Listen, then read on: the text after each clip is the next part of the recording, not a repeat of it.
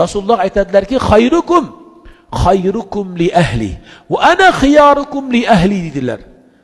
Va aqrabukum ilayya majlisdan. Yana bir rivoyatda sizlarning eng yaxshilaringiz o'zini ahliga yaxshilikda bo'lganlaringizdir.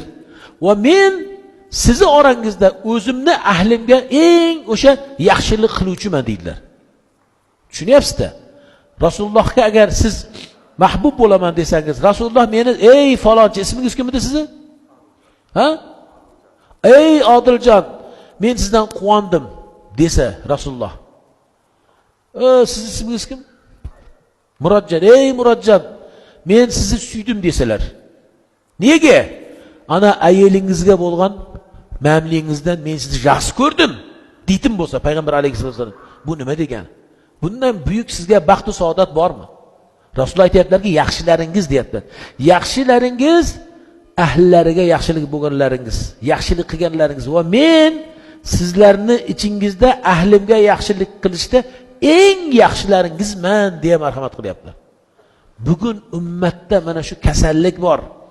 Erkaklar erkakligini ko'rsataman deya ayollarga qilayotgan qo'polliklari va qo'l ostidagi o'sha zaifalarga bee'tiborliklardan bizga baraka kelmaydi-da.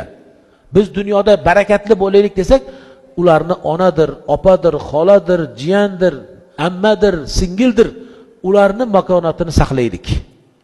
Ularni bizga Alloh omonat berdi deya boshlarimizga ko'taraylik.